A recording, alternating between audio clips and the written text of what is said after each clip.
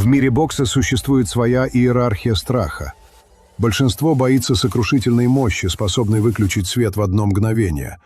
Но есть нечто более деструктивное. Нечто, что не ломает кости, а медленно разъедает рассудок. Это абсолютная пустота. Состояние, в котором боец экстра-класса раз за разом вкладывает всю свою жизнь в удар и разрезает им воздух. Если в прошлой главе мы препарировали архитекторов дискомфорта, тех, кто превращал ринг в зону системного сбоя и хаоса, то сегодня мы спустимся в самые глубокие цеха этой индустрии. Мы изучим гениев недосягаемости. 4 человек, которые возвели неуязвимость в ранг высшей формы доминации. Данные бойцы не просто защищались. Они лишали соперника права на прикосновение, превращая каждый промах в маленькую публичную казнь его уверенности. И первым, кто превратил боксерский ринг в лабораторию по стиранию пространства, был человек, чье имя стало синонимом неуловимости. Вилли Пеп не просто боксировал, он дирижировал коллективным бессилием своих оппонентов. Его колоссальный рекорд в 229 побед – это не продукт атлетизма. Это триумф чистого разума над грубой материей. Пеп первым понял простую вещь. Чтобы стать неуязвимым, нужно перестать быть целью. Большинство боксеров использовали защиту как средство выживания. Они защищались после того, как опасность уже возникла. Пеп мыслил иначе. Он старался сделать так, чтобы опасная ситуация вообще не появилась. Защита начиналась не в момент удара. Она начиналась за несколько секунд до него. Именно поэтому многие соперники выглядели так, будто постоянно опаздывали на одно движение. Посмотрите на эти смещения. Это не бегство. Это филигранная нарезка углов, где каждый шаг выверен с точностью до миллиметра. Знаменитая легенда о раунде, выигранном без единого удара, идеально описывает его философию. Пеп транслировал сопернику одну единственную мысль. Ты не просто проиграешь. Для этого ринга тебя вообще не существует. Именно здесь проявлялось его главное мастерство. Пеп уходил с линии атаки в тот момент, когда соперник уже был уверен в попадании. Вы видели его перед собой, но кулак встречал лишь вакуум. Он заставлял людей сомневаться не только в своих ударах. Он заставлял их сомневаться в собственных глазах. Если Пеп строил свою империю на скорости и футворке, то в истории нашелся атлет, доказавший, что такая магия подвластна даже тем, чей вес перевалил за 90 килограммов. Джерси Джо Уолкотт принес в королевский дивизион грацию, которая казалась там противоестественной.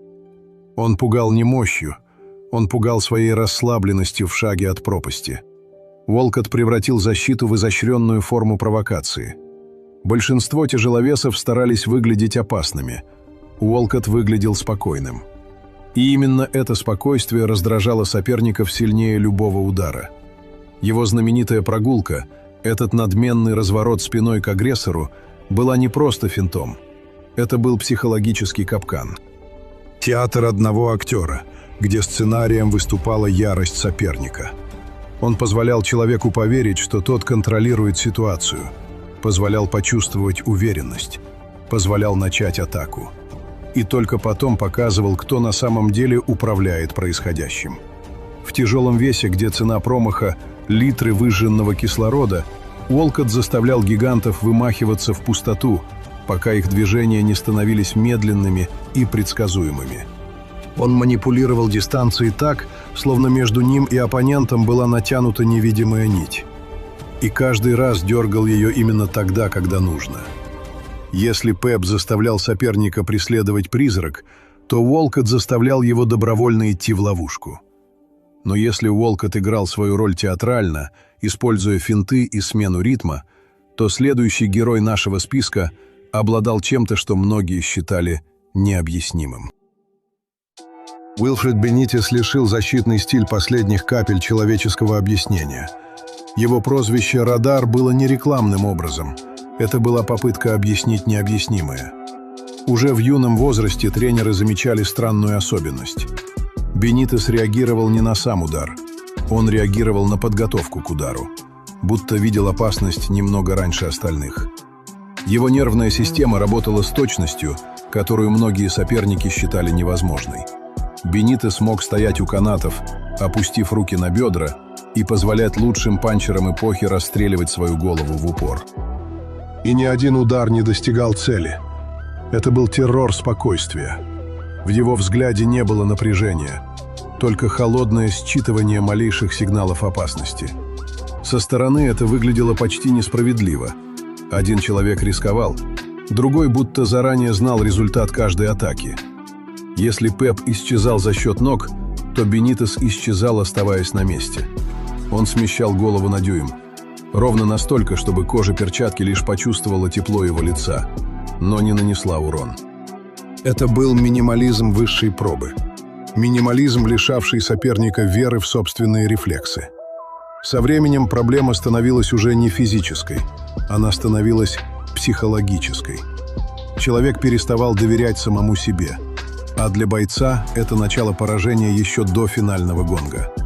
Но если дар Бенитеса оказался магическим откровением, то в истории бокса был мастер, который превратил эту магию в строгую и непробиваемую науку активного подавления.